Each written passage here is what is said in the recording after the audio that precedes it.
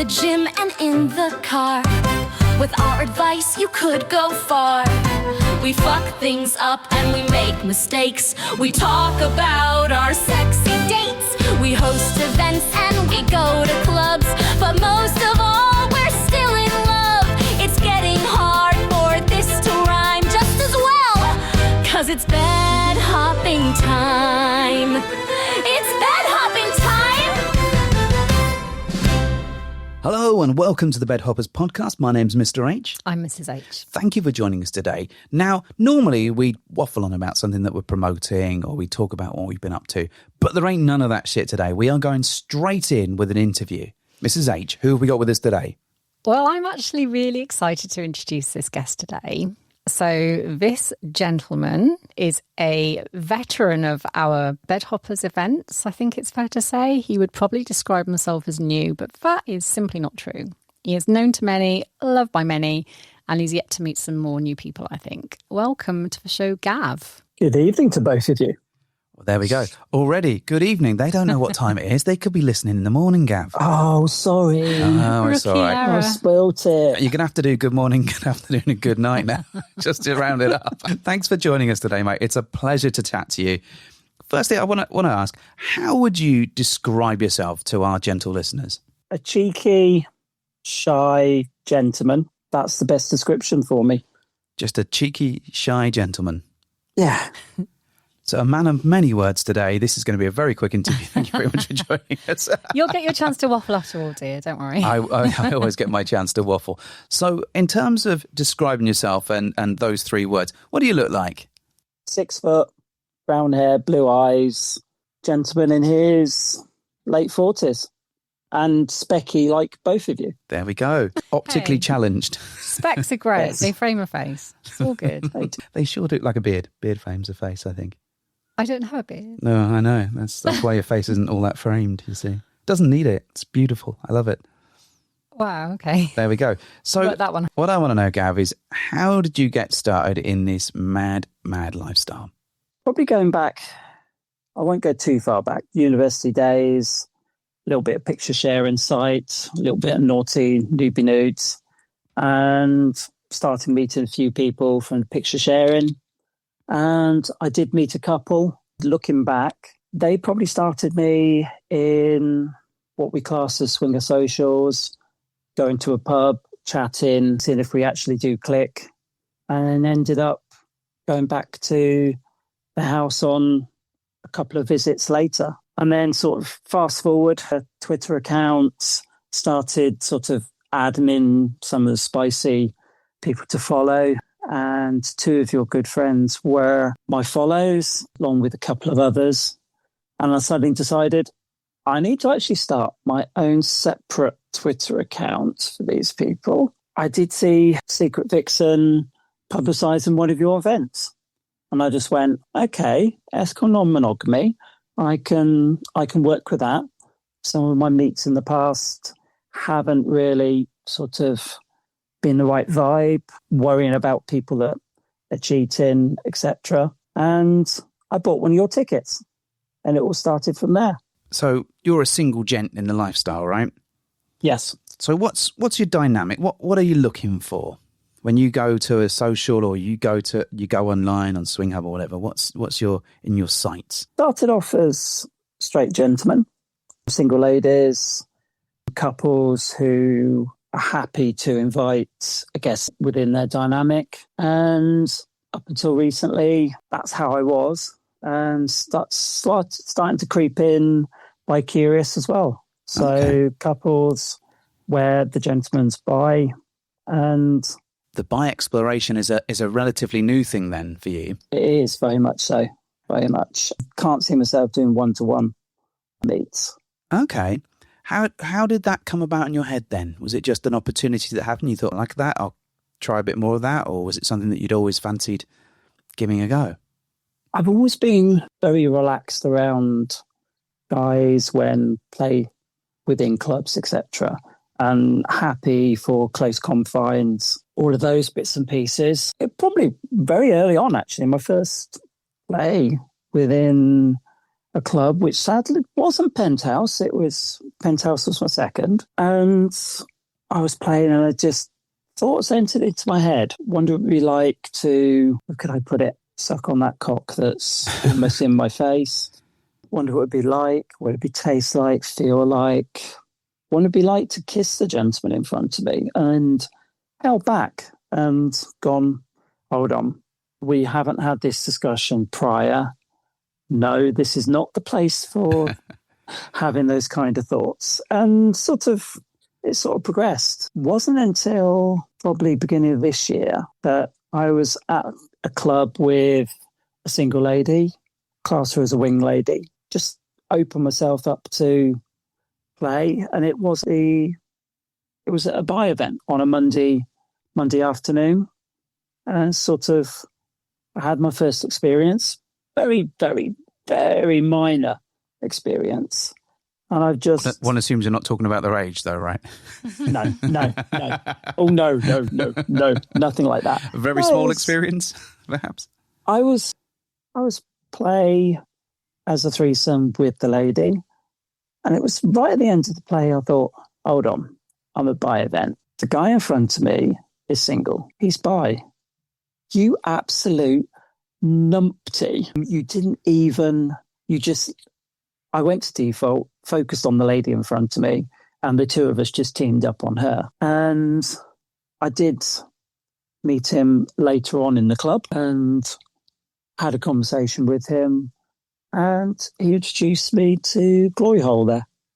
I completely messed it up, but how can you mess up a glory hole? I need to know what happened now. You've teased a story. Messed it up. It was the first time going to Glory Hole, and I got it round the wrong way. Okay. I think other people have done that.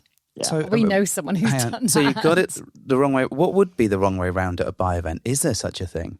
No, the Glory Hole was the wrong way round. You went the wrong way round. The other side. In what actually happens at each of the two sides. Okay. All right. Fair enough. I went the wrong side. I went the wrong. You went the wrong way. In my head, I was the wrong side. Okay, but presumably you had an encounter nonetheless. I did. It felt good in my hand. Okay, and it was a good encounter that led me to want to continue in exploring. Okay. And so now, is that something that you actively look for, or is it more along the lines, if it pops up, it pops up? If it pops. Yeah, brilliant analogy. If it pops up, to be honest, in conversations, pre-play, or at bi events. Yeah. So I'm curious, as though. things pop up. As they literally pop up. So I'm curious, you went to a bi event. Did you go with the thought that you might play in mind, or was it just so happened that the event was a bi event and you were just there? It was intentional to be taken along to a bi event. Okay. By the single lady, who I have a couple membership with, a particular club, and basically just go with the flow. I trust her. Yeah. She's a unicorn mistress, so we just went along, and one of the people on the door of the club, he could see I was nervous, had a chat with him, and he basically said, okay, what are you nervous about? I went, a guy inappropriately touching me, acting like your standard inappropriate gentleman. Well, gentleman's probably the wrong word. Guy. Yeah. Who's the wanking dead, etc. And he just went, if that happens, come and find me. I'll grab the guy by the balls and I would drag him out of the club. We do not accept that. It's such an interesting thought, that, because I guess this is how women feel going to the club all the time. Yes. And it's completely reversed. Yeah, and it's reversed. And it is funny that there's also, I guess, the odd assumption of someone is going to do that, and your mind automatically goes to that point, rather than assuming that everyone is going to abide by the rules of consent, which, you've been around a bit now. You can no longer describe yourself as new. We have an ongoing joke, I should say, that Gav often refers, or has for a long time referred to himself as a newbie. Shy newbie. A shy newbie. And like, it has Gav, been you're not a newbie. sufficient amount of time. Keep saying that. Yeah. I'm biting my lip, very carefully not saying that particular word. But you could say to myself from any future fines when I see said people within our group chat, Well, of which one of them will be at your social. oh, okay. So I think you can legitimately say that you're new to being bi. So that you can start the countdown, turn the egg timer over again. Yeah, you can have that one. You can have that one. You can Yes. get away with that for a while. But it is so fascinating that that's where your mind goes to. Because I guess that is how many women feel about going to clubs in general. Yeah. And it's you're the right. guys, it's the guys that I'm protecting the single ladies from policing when they approach her, and in the middle of play. Yeah. But who watches the watchman, Gav, eh? That's the question, right? That's very true. It's the guy on the club door. We found out. We got the answer from you. Oh, okay. We got that one. So what I'd like to know, so you've been in this lifestyle for a while. You've been exploring as a single guy. You've been going to various events and become, moving from newbie to more experienced. What have you learned about yourself? Because obviously you've opened up some doors there. You've discovered that you've got some bi curiosity. What else have you learned? I'm an idiot that overthinks. You may overthink, but that doesn't make you an idiot. Yeah. Overthinking can fuel my mental health situation and state. Okay. One of the biggest things I learned was at Red Hot Party was Dutch courage. And if I'm nervous, not drinking gin. And you both know that I was a little bit of a train wreck after the event. And I have Mrs. H to thank for turning that around with some wise words. I do recall a very long conversation with you, yes. Yes. But I'm happy to help. And, Yeah. you don't have to berate yourself for having a wobble now and then. And the rest of the community, I've learnt exceedingly supportive. Oh, absolutely. I may not be their dynamic, predominantly couples, and they have treated me exceedingly well, very friendly, supportive and welcoming. That's one thing I've learned within the lifestyle. You don't have to be the same dynamic, but you're still treating each other with respect. And chatting is chatting. Pants on friends, pants off friends. I think what's been really nice to see within the community is certainly since you've joined that bed hop community in particular, is that people have been sort of rooting for you and championing your every success. And I love that about the community, as people sort of talk about their steps forwards, their successes, their, the little things that we should all celebrate and help each other out with. It's been really apparent that people have been really, really happy for you. Soon learn, just be yourself. Yeah. Don't try and be somebody else. Yeah. Especially in clubs, just be yourself, stand out that way, chat to people. That was one of my biggest hurdles. It still is, actually, going up to couples and chatting. Hey, you and me both, mate. Yeah, I try and be organic with the chats and not just approach and be an idiot in some respect. No, just, that's the hardest. I suppose best place for me, meeting people, is jacuzzis. Or wearing a mankini to an event, maybe, Gav. Oh, shut up. Did you honestly think I wouldn't bring that up? I can still remember the look on your face, along with Kate sat at the bar. That's right. It's VA. Yeah. And there was just that face of, oh, my goodness. He actually pulled it off. He did it. Did I though? And maybe I was thinking, oh my Christ, he actually wore it. Yeah. Column A, column B, but it's, I think these little things are talking points, aren't they? They get people talking and they give people a reason to talk to you. It was definitely a talking point. But it's true. And I think I applaud the confidence. I absolutely do. And I'm gently jesting with you, Gav. You know that. That was at the point where I was comfortable with events. I know. And couldn't give a damn, kicked in, and I didn't care. And also, there was a certain member of the community that wasn't present, and I had to sort of slightly fill his shoes. His mankini. I see. With mankinis. Yeah. Okay, I didn't have it was a Rudolph, wasn't it? He had in front. Something like that. For the Christmas event. Yeah. I think there's certainly something about that having a fun thing and a talking point, because like you say, when you go to events, sometimes it can be nervous breaking into talking to groups, to couples, to other people. And I think just having that, even as a story that you can tell to other people, it just gives you another in and another thing that you can join a crowd with. And if people go, I remember you wore that thing. What was that all about? And you can tell that's a really simple way of engaging with other people and building those connections. It probably made a great picture somewhere as well. I did have a few newer members of the community come up to me at VA and go, "Yo, Gav, you were going to wear the mankini. Fair play to you for those photos." There we go. It makes a real difference, I think. So what I'd like to know, we've explored a bit about your journey and sort of how you describe yourself and your dynamic. What have you learned about other people along the way? Most people are open, honest. And to be honest, at clubs, no subject is really off limits at a club. People will have so vast conversations in a jacuzzi, but you've also got the ones that shouldn't be at the club that soon get asked to leave. Yeah, that's fair.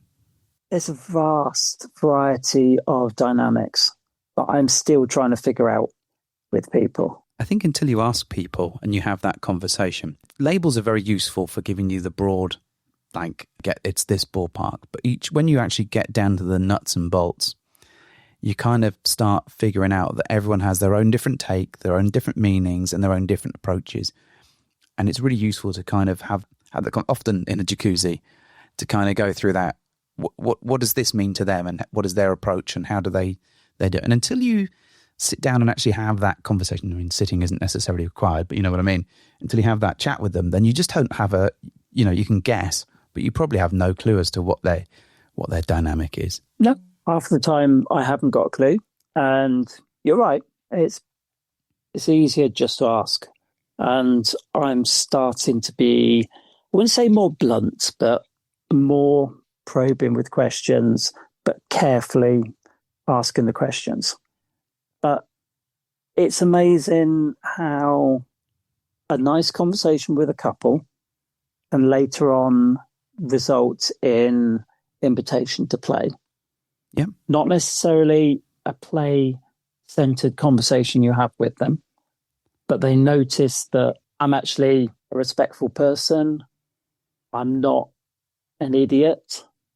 Spend some time in the jacuzzi, go off, get myself a drink, and then start wandering around. And one occasion, I walked past the playroom. They were playing with another gentleman. I walked into the playroom, sat down on the bench opposite, but I asked, "Do you mind if I sit down here and watch?" What's the first thing the husband did? "No, come and join in." So it's starting to build up those impressions you're making on people. Yeah. And the fact that I've asked consent, it opens doors rather than just sit down and just be the stigma that I fought right at the beginning, which that of a wanking dead, that of the guys within the lifestyle. I fought hard to sort of put that to one side and just be myself.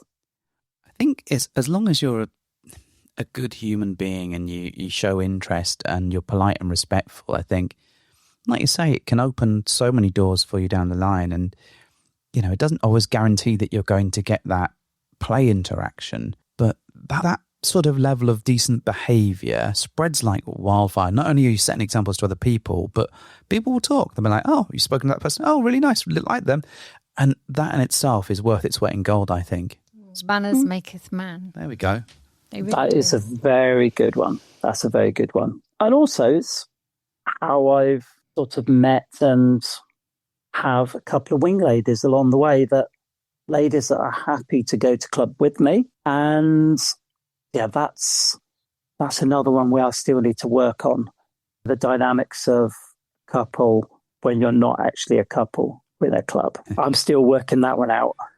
Well, here's my next question, and it leads nicely into, what do you think have been the main challenges for you? Early on was how I'm perceived within the lifestyle. I'm a guy, I think, for a single guy. I'm a guy. I'm a single guy, and I will say single gentleman.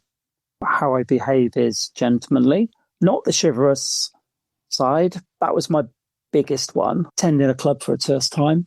That was a big hurdle. Being packed in with so many couples and people as just this one unit. I still remember I came on the second bus to Penthouse and there was a good number within that bar area. I walked in and I just went, this is too much for me. How the hell do I actually talk to all of these people around? So I've just learned to take a deep breath, walk in, find the bar, have a wander around, know the club. So I started going to clubs during the day where it's less people there, get to know the club. Yep. So Penthouse, I know I can go outside into the smoking area. If I need to chill out, same with Cams, I can go down into the bar area or out onto what they class as the sun lounge deck. Yeah. Find some chill out places. That's one of the challenges. Also, going up to people is a challenge. Having the guts.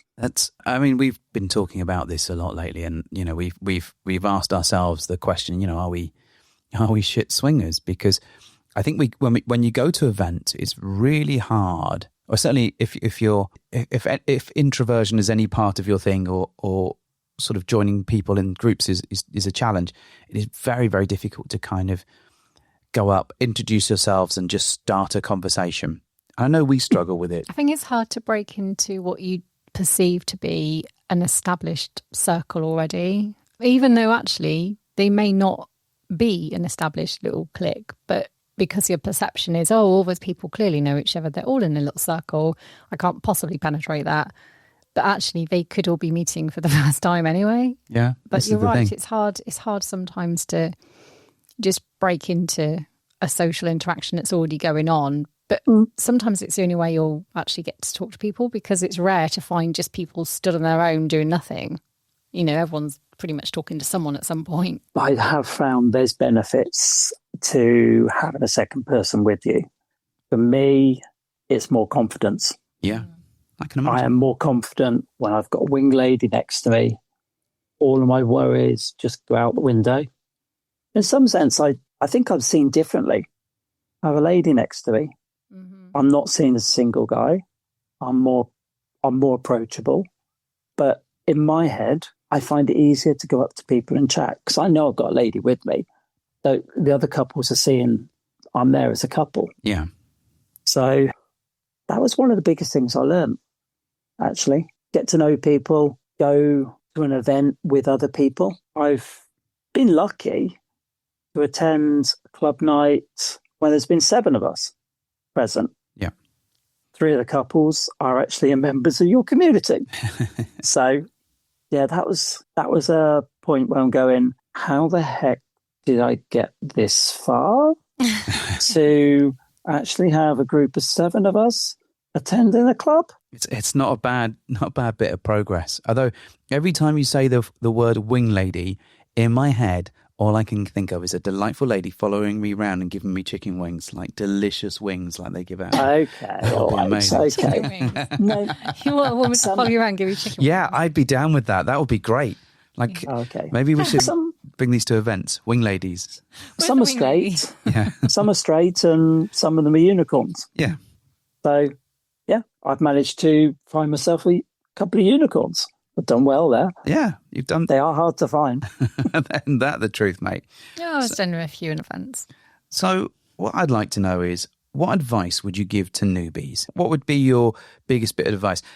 Now, normally at this point, I'd say communication. Don't say communication because everyone says communication. Yeah, default, not allowed. So I do have to, I'm contractually obliged to say that at this point. Okay. Without sucking up to yourselves, I would say listen to a podcast similar to yours or your actual podcast. Good, thank you. I might listen to it one day, Gav, but, miracles might happen. Go to socials. Yeah. Go to organised socials where you will actually meet people, chat to them, find out about the lifestyle, get tips from people who are used to going to clubs. Actually read. Yeah. Read up on the lifestyle itself. Explore what clubs are around you. See what events are on. Some do host socials. Yep. Or icebreaker nights Go along to that, get to know some of the regulars. So one particular club, the members get a free ticket for icebreaker night to encourage them to come along to mix with those who are newer to clubs. Yeah. Single guys, don't be idiots, basically. Just leave things at the door and just attend. Communication, yes, okay, with the couples, communication, but also learn communication skills, join Discord chats, join any various chats. So a couple of podcasts that I listen to on their Discord chats and get to know folks, learn from them, be open and honest. I've learned from your Discord and some others, bits of information. Ask people about clubs. Actually send an email to a club and explain, I've never been before. Any advice? What night would you suggest for me to come to that's quieter and is more geared towards newbies? Last, I've said the word. Well, I think you're allowed to say it as long as it's not a reference to myself. to yourself being a newbie. And though you are okay to say that you're a newbie, bisexual, curious or bi-curious male. So I think we'll allow it. We'll allow that. I think that's really good advice. I particularly. I think this is the research bit for me that really rings true, and we get a lot of emails, actually, a lot of messages with people asking how to start, how to get involved, and I just go out there, talk to people, like read, research. And more than anything, I think it's about hearing about or seeing situations that you're going to be in so that you can go, oh, how would I navigate that? How do I deal with that? So that when you turn up and it happens, it doesn't completely knock you off your feet and hit you sideways. And I think that's such an important piece of advice to me. I appreciate it. I like it. Miss Sage, you have a question. It's your favourite question of all. My favourite question, Gav. You're so lucky I'm asking you this. Oh, no. Oh, no. I'll tell you for why. Well, we devoted a whole episode once to my most favourite subject of Room 101. I love chucking something in Room 101. I love or the it. bin. Or the bin, but Room 101 is particularly mystical, has mystical qualities for me. So if you could take one thing out or change one thing that you find to be, a really unpalatable part of the ethically non-monogamous lifestyle, what would it be? All of the idiot guys. They're not all going to fit in one one. Hang on, you're just removing the competition, mate. That's fucking clever. No. All of the idiot guys harassing, pissing off couples and single ladies by sending stupid messages. Remove those. All right. You are indeed. Yes, they are competition. Yes, they are competition, but also it makes etc. actual lifestyle applications. Yeah, I'm inclined to agree. I think it would take a lot of stigma out of the lifestyle itself. I think the barrier to entry would be a lot lower, and people would probably feel a lot more comfortable. But fortunately, we know there are some really nice ones out there, And I try. Exactly. You're one of the good eggs. But but there are some out there, fortunately, and we've had the fortune to meet quite a few, and some single guys do attend our events regularly because they're trusted and they do behave well, like you say. You turn up. Some don't bother. Yeah. I think, what was it, Red Hot Party? There was 15 single guys you sold tickets to. Yeah. 4 of them turned up. Yeah. One of which was really good to me that night and took me under his wing and made sure I wandered Penthouse instead of just staying in the bar and hiding. I do recall this, yes. Absolutely. And so there are some good ones out there. I think one of the things that irritates me is the pricing for single guys as well. And it's interesting because we went to Cap Dag quite recently, and we went to the moose party or the foam party, if you want to call it that.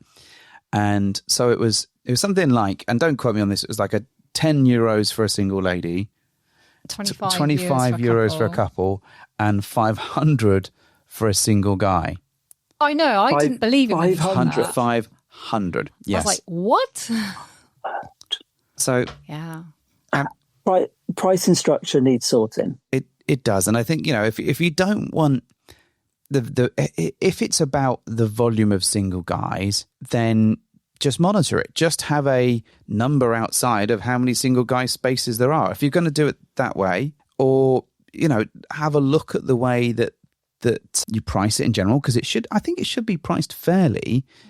I think that I appreciate that there is a business to be run, and that actually if 95% of your audience is couples, and you're trying to appease the couples with a view that most of them just want other couples, then just run it accordingly. But I do think there is something quite wrong with charging the guys out of the market, but also for those that can afford to get in, and we did see a couple of single guys in there, clearly more money than sense, I suspect. But what I would say is that it creates the wrong impression from those single guys, because if you're paying €500 to get into an event, you're going to have some expectations, right? Like, I'm not saying that you're going to expect everyone to drop to the knees and start sucking your cock, but yeah, and for me as well, I'll add into that, just because you can afford the €500 entrance, it doesn't mean you're a good, well-behaved single guy. It just means you've got a lot of cash. Or it does. It doesn't mean you've kind of skipped the queue of dickheads out there. This is the second item that I would put in room 101. Oh, you're having two, are you? Go on then, what's the second one? room 101. This is the second one. It's the pricing structure. And I think there are some clubs very good on their booking system, in the sense of they will release a certain number of single gentleman member tickets or non-member tickets. They encourage people to use the booking system. Yep. So they can manage the numbers. There's some places that do not do that, especially some for daytime events. They just have a small number of single guy tickets, and the members can just turn up, couples, etc., just on the door and pay. Yeah. So I've ended up being blocked from being able to attend, even though I booked 2.5 months in advance, and I'm still on the waiting list on that day. That's so frustrating. And I think the way it's handled, to be fair, I think the way a lot of clubs handle stuff, it isn't like you're going to a professionally run business in the sense that you're going to like a store in town. It is very ad hoc, and there's rules and regulations put in place. Some of them have been there since the dawn of time, and those rules stand, and some of them are developed because the owners have a certain opinion of certain things. And I kind of understand that, because it's your club. You kind of want to run it how you like. But at the same point, I think there should be a level of fairness and a level of professionalism that ensures that some of this stuff doesn't happen. Like, the last thing you want to do is fucking travel for hours, turn up to a club to find that you can't go along. Great. If you've booked, I mean, it's just not good business sense, and your impression of that club is never going to be recovered, no matter how amazing it might well be on the inside. If the way they treat people is so vastly different, then it's just shitty, isn't it? So, and you've also got the mentality of, I've paid these bucks, I'm going to get my money's worth. Yeah. So some clubs will allow single ladies in free of charge and couples in free of charge. Yeah. And then the guys just pay. And I think the trouble is that in all of these situations, like, any one of those groups has the ability to be problematic and troublesome. Yes. Like, it's not to say that troubles are just limited to single guys. No. Like, anyone can turn up drunk, anyone can turn up whatever. And we've seen problems from couples, from single ladies, from single guys. Like, if you get enough people together, someone is going to be a dick, right? So, yes. You should probably address the behavior on the night and sort of set out the scene for what will happen if people do misbehave, and attempt to mitigate it in advance. But I appreciate that, there's only so much you can do in some of these situations. But I do think there is something around the fairness of the charging and the tickets and the way that these things are handled, which will probably go a long way to sorting out some of the issues with single guys in general. And I said, the wanking dead by that. I mean that. So what I'd like to ask you now, mate, is, so we've talked about your history and where you come from and sort of some of the stuff you've been exploring. What would be your ideal date? So you get you get a single lady or a couple or a bi-friendly couple or whatever. What is it? What is it you're going to look for? What's going to happen? Are you going to go out? You're going to go for a bite to eat? You're going to go to a club? Tell us. Come on, lay it down. If you say bowling, he's got to end the interview immediately. No, it's all right. I hate bowling, but other people can like it. Something where you're not caged in the sense of you're sat down, you're at a table, right. you're trapped. Something a little bit more free, so some form of activity. Okay. Maybe just going for a walk. Okay. Where you're able to chat, walking in the park or something like that. And who are you walking with? Is it a couple? Is it a single lady? Is it a single lady? Yeah. Maybe a couple. Okay. Sit down, chat, get to know them. But I do find you go to a pub that's fairly busy, I'm not relaxed. Like to be on your feet when you talk. Yeah. And also just something, it's a vanilla setting that you're worried about being overheard, conversation, or what you actually might end up doing. People clocking the fact that, okay, that's the partner of that person. That partner's just walked off. What's he doing? Okay. I've had that worry before with a meet, and it didn't really go well. Okay. Let's just say, because I felt myself on edge. But yeah, fun activities. So if you're going for a nice walk, are you going along a nice beach, or are you going to some woods, or are you going to some fields? That's a bit naughty, going for the woods. Well, a nice woodland stroll. Nice park. Oh, not a park. Okay, cool. Nice park. Go for a walk in the park. Nice. Is it a play date at the end of it, or is it just a social date? What's the ideal for you? Could keep it social, but it could get a little bit spicy. Cool. But no sort of set in stone, this is what's going to happen, we've got a hotel booked, etc. Yeah. I prefer that if the three of us or the two of us click, that happen on the second time of meeting, possibly. Okay. Or the opportunity of it. So no park benches for some frisky fun then, in your lovely park. Maybe. I like a little bit of kissing, etc.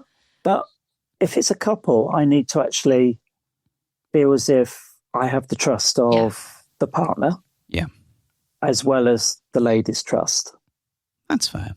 And to gauge in that level of trust with the male partner, really, sort of have, I wouldn't say green light, but in the sense of you've respected me, I'm respecting you, I'm happy with you, with my partner. I think that's very fair. I worry about that a little bit. And maybe I ask too much consent in clubs, maybe not. I need to find that. And also reading situations. I think it's this whole lifestyle is very difficult to get the balance right, because everyone is different, right? And I think, the consent thing, I don't think you can ask too much. I guess, like, if you go into the extreme of it, you can do, but for the most part, asking is sexy, I think. And yes, and kind of going down that road, I think just I've had a very surprising moment. One of the takeovers, I was actually from a newbie couple. They approached me, asked me if I was interested in playing. I completely went, wow, yes, I am interested. Yeah. In the playroom, I kept it to the point where the two of them were in control, and she asked permission to touch me. Okay, well, that's good. First time I've ever had that from a lady. Okay. It's normally the guys that are expected to be asking consent, and the lady just touches. Yep. Once you're in a play situation. And I made sure I said to her afterwards, never stop doing that. That actually was brilliant. Yeah. I'm so used to people just touching. The ladies have implied consent already for touching the guy and stroking the guy, etc. But she asked permission. And that was sexy. Yeah. And it doesn't have to be a lot to ask. It can just be a, may I? Is it okay if I? Yes. And that in itself it's a turn on, because someone's asking for your permission and they want to do it. It's a definitive proof that they want to go ahead and do that, which is also pretty sexy, right? I've been, cinema situation. There's play happening on the bed in front of me. I'm sat there watching. And recently I I just piped up and cheeky question, room for a third one? Just basically asking them, because it's open play. Yeah. It's open play, but I'm not just going to be the idiot guy that walks up and goes, yeah, I'm naked, I'm going to come and join in. Ask permission. This was a cinema in a sex club, I just want to point out, Yes, right? it was. Yes, You weren't yes, watching yes, Jurassic yes. Park or anything. Yeah. No. This was cinema opening hours for a club. So I've got a couple final questions for you. One is, what is your favourite club to go to, and why would you recommend it? Oh, I have 2 clubs.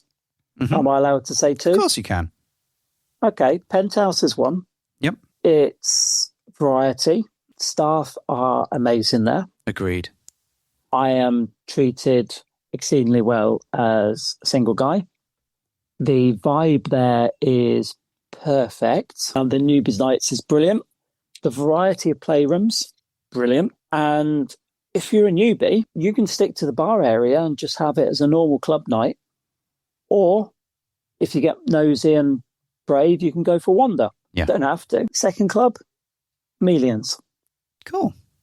Super, super chilled. Any night you go there or any day afternoon you go there, it's super chilled. I've never had a problem there. I've never encountered a problem there. The staff are hot on any misdemeanors. Yeah. Misdemeanors. Okay, it's quite hard for a single guy to get a membership in some ways, but that's a good thing, really. You're taking on the merit of your performance and you are watched. Staff are keeping an eye on you, which is a good thing. Yeah. I've seen people escorted out of there before for breaking the rules, but you haven't noticed what rules they've broken. It's been discreetly dealt with. Yeah. That's The guy's been escorted out or the couple's been escorted out. Yeah, Chameleons is, that's a special club, I think. We've not been for... Is this the one where there's 2? One in It's Birmingham way, right? Birmingham, Yes. Yeah, Dunstan? Near Warsaw. Yeah. But isn't there one in Wales as well? Yes, Newport, Yes. Yeah. So you're in the Birmingham one. Yeah. Yes. We've not been to the Newport one, but we haven't been to that one for Quite a about few years. 5 or 6 years. Yeah, I think I it's would been agree. quite a while since we've been there. In all honesty, the Birmingham one is the better one of the 2. I can imagine. I have heard reputation-wise. Well, the other one's in Newport, so I'm automatically, given the fact that Mrs. H is from Newport and I've been there, discounting anything from Newport, I'm afraid. I'm sorry, anyone that's from there. Apologies, but, I'm contractually obliged to say it. Moving on. So what I'd like to know is, this is a nice, well, maybe an easy one, maybe not. Do you have any question? You get the opportunity to ask us a question. What question would you like to ask us, if you have any? That's a really hard one for both of you. And now it's just my shorts, mate. Has there ever been an episode, podcast, Yeah, you've recorded it, yeah. and then just basically put it straight in the trash? About 20 times. Tons. I am... Yes. Yeah. Sometimes they have ended up as like patron bonuses. We've recorded it. It's not been as good as I'd like. There's been times when we recorded it and we've ended up having not an argument, but it's descended into a you said and I said and you said and I said. Bit of mudslinging. Bit of mudslinging. And that's not what we want to do. It's not constructive. Generally, we don't tend to argue that way either. But the podcast can be a little bit performative by its nature, so there is a bit of that.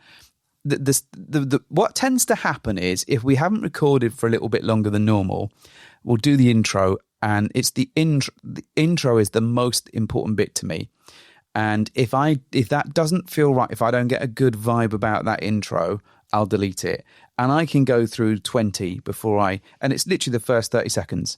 And we'll do so many of them. And then once it's starting, the thing is, right, I want it to start like up here, like with excitement. I'm a great audio reference, Mr. H, but I want it to start like really high, really dynamic. Hey, this is us in the bed house. Yay, everybody, it's coming to the fire. Woo, that stuff. And I know that over time it will settle into it and that it will become more talky, more conversational.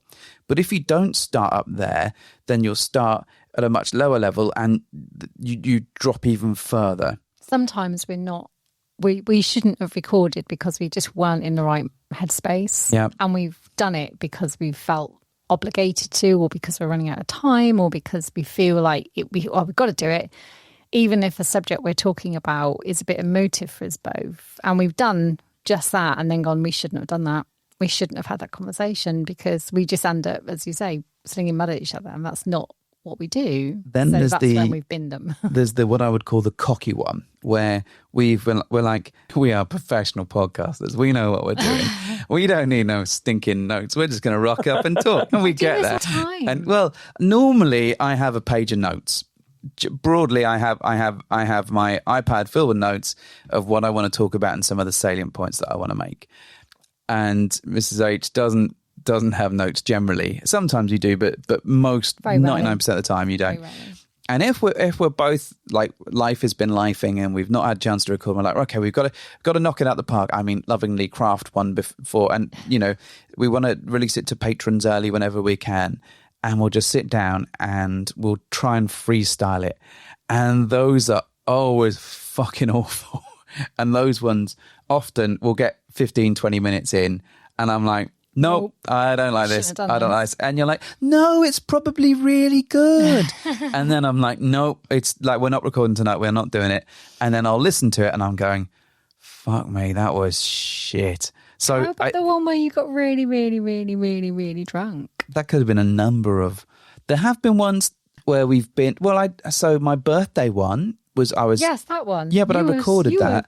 So wackered. the difficulty is if we're recording. So we had that idea to record with Penny Lane and Starlord, and ordinarily or particularly him, and I'm sure he won't mind me saying, "Oh, hi Starlord, hope you're doing all right, miss you, buddy."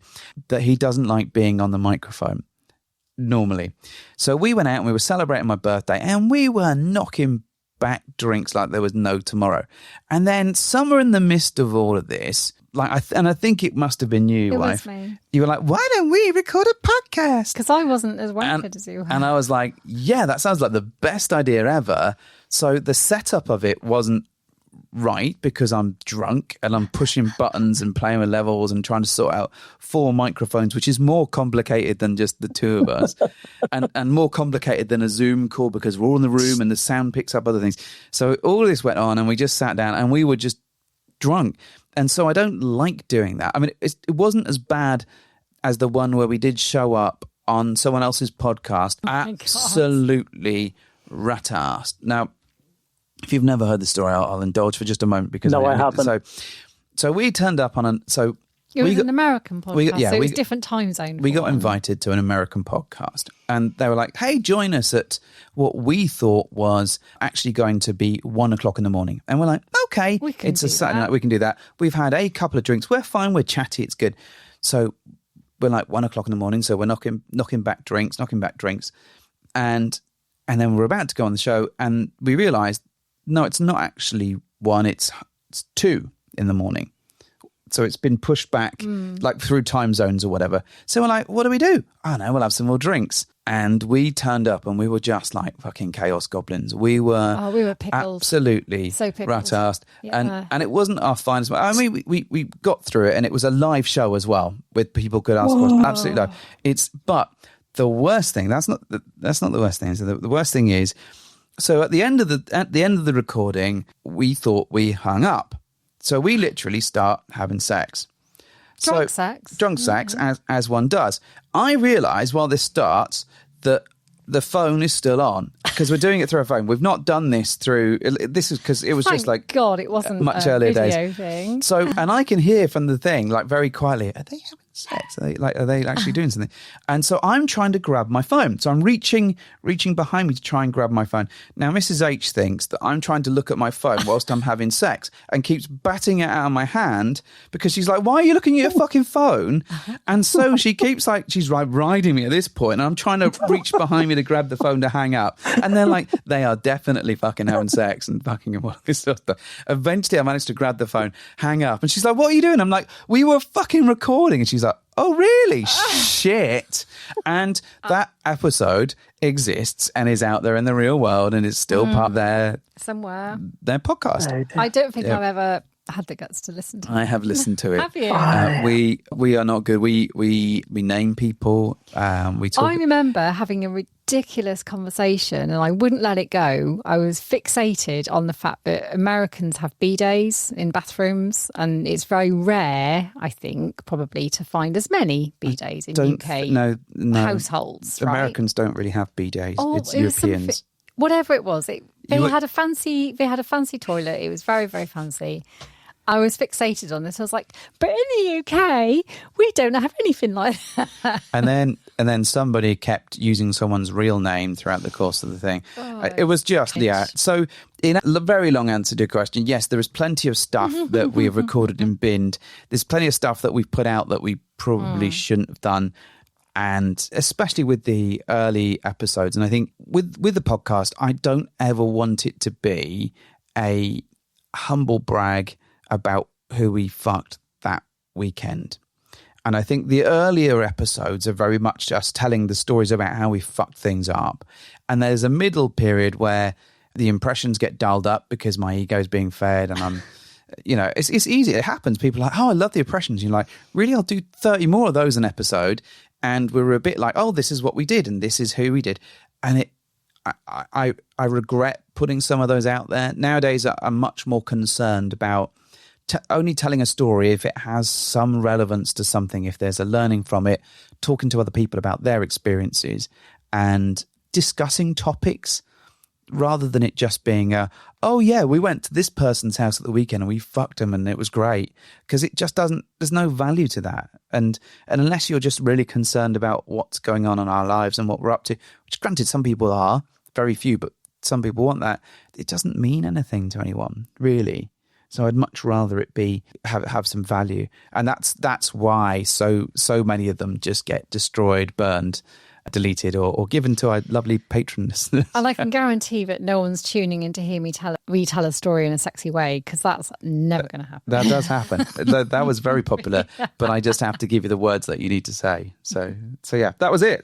So hopefully that answered that in a very long roundabout way, rambling. And you just answered a few other questions as well along the way quite nicely. Yeah. Have you ever had sex on a podcast? Have you ever been drunk on a podcast? Yes, and probably both at the same time. There are no American podcasts that much for a train wreck that have involved me. That we know of, probably, right? There's only one interview, and that was not a train wreck on an American podcast. There we go. I was nervous as hell. And I'm nervous at the moment as well, still, a little bit. But hopefully, yeah, you've been here, you've been engaging, and hopefully people have learned plenty of cool stuff. So I wouldn't sell yourself short. What I do want to know is, so let's wrap this up. Where can people find you in the world? I mean, we don't need your address and your postcode don't give or us a anything. postcode. No. But like, are you on Swing Hub, Fab? What? They can find me on Fab. Oh, yeah? Gavlar 7799. Gavlar. GAVL. Yeah. Nice. They can actually find me on FET as well. Okay. Swing Hub.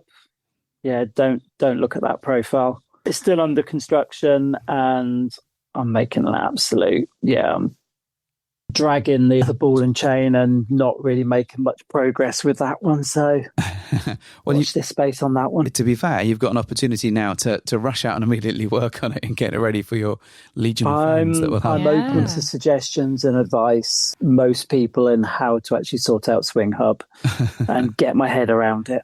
I think the best thing to do is just jump on there and have a good old play around and have a good old nose and see what you can find out. And that's the only way I've been able to figure it out. But profile advice, always happy to offer that. And maybe we need to pick that up in a new episode again soon, because it's been a while since we've talked about profiles. But I think, yes, maybe some advice for single guys writing their profiles. Yeah, that much we can do. It seems very oddly specific, Gav, but yeah, I'm sure we can. No, really. Everyone talks about couples actually selling themselves, and it's two people sort of batting against each other. But it's the genuine guys trying to actually make an impression, but not be idiots about it. Yeah, I think it's a challenge because it's just yourself. But I think you have to. For me, it's about showing a level of your personality within your pictures. I think, and whatever you've written, and bringing that to life in a fun way. I think, That would be my initial piece. I've taken advice from yourselves in the sense of no pickle pictures on your main profile. Yeah. Agreed. And if it is, it's your full body. Yeah, that helps. Yeah. It does. Rather than just lots and lots of pickle pictures close up. I think That doesn't sell you. the world needs a new measurement standard as well. So, like, since all the like Sky remotes are no longer really a thing. Actually, I've seen a Sky remote being used to demonstrate the length of a dildo. Oh, there we go. So there needs to be one standard dildo that everyone uses in all their pictures. Maybe it's just like one, and everyone takes their picture and then hands it to the next person. Or you could just not take a picture of your willy and okay. put it next to something for measurement. All right, I'm going to take a picture of mine next to my iPhone and tell everyone it's an iPad. Oh my God. Right. On that note, mate, I want to say a huge thank you both for your support and help in the community and for coming along today and putting up with our nonsense questions. It's been an absolute pleasure. Miss H, do you want to say anything? I do. Well, I'm going to say looking forward to catching up with you at our social event. Yes, very soon. Because you are indeed attending, aren't you? I am indeed. There you go. And I'm very much looking forward to it. Good. But also a little worried about it, but I'll be fine. You'll be fine. I'll be fine. Honestly, you're so experienced now. You can't keep having this. He can feel however he wants. You can't tell him what he can feel. I frequently do tell him. No. do. You'll have a blast. I promise you, mate. You will. It'll be great. We know you will. Thanks ever so much for coming along. Any final words for listeners? Keep listening. Lovely. Mrs. H, do your thing. Well, thank you for hopping into our bed.